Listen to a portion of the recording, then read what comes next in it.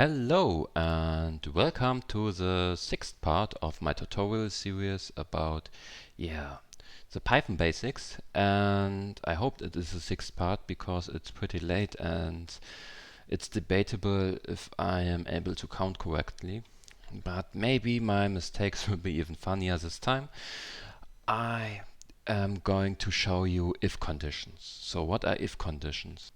So before, usually the compiler went to the first line and the entire program from the first line to the last line was executed. But an if condition with the if keyword and a boolean afterwards has its own code, and dependable if the boolean after the keyword if is true or not, the code after the if condition will be executed or not. So how do we know if the code belongs to the if condition or not? Python is really special in that case because it uses indentation. So we add a level of indentation, and everything which is written in that indentation will only be executed if that if condition is true.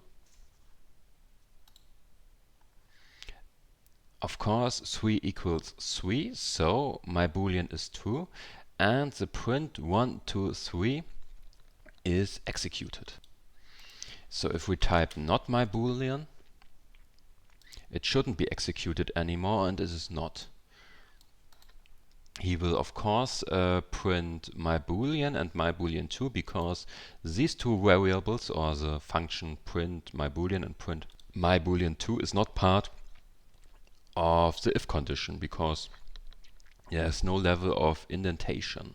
So to sum it up, we have the keyword, we have our boolean, and of course I forget to mention it, there has to be a colon after the boolean. Without the colon there will be a mistake, colon expected, so we add a colon. So if we can ask for an if condition in the code, we can also ask for an if condition inside an if condition. If true, and we have to add an additional level of indentation. We can write in that new condition, for example, hello my dearest friend,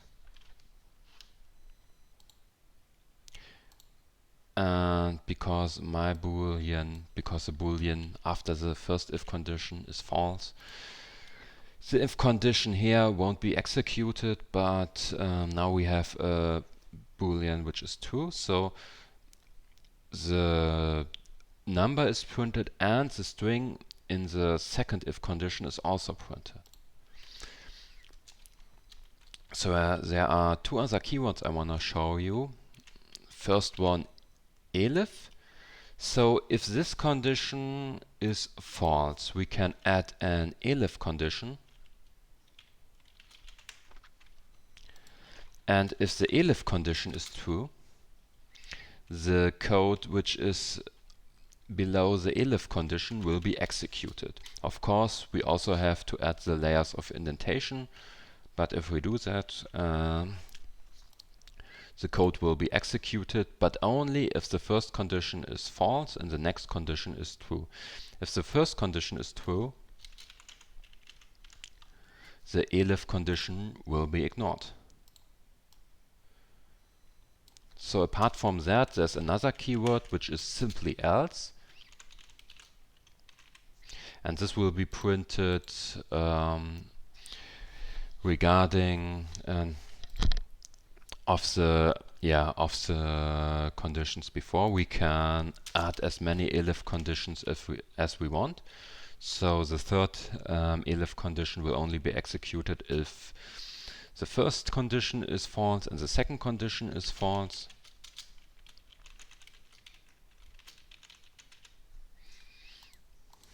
And the else condition will only be printed if there's no true condition above. So else is equal to elif true. So as I mentioned before, we need a boolean, but we can also write, instead of the boolean, we can write a variable like to the, and now it won't get us an arrow, but it will try to interpret the integer as a boolean. So any value beside 0, no matter if it's a float or integer, will be interpreted as a true value. So 1.3 will be printed, except we type in 0. And yeah, even negative numbers are interpreted as true. We can also write a string, and yeah, anything beside an empty string is interpreted as a true boolean. So just an empty string is interpreted as false. So we are finished now.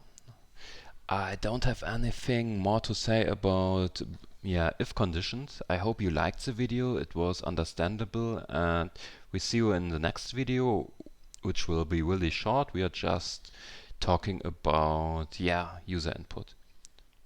Besides that, I wish you a wonderful evening, wonderful night, wonderful dinner time, wonderful morning, whatever time it is. Have a wonderful time and see you. Bye bye.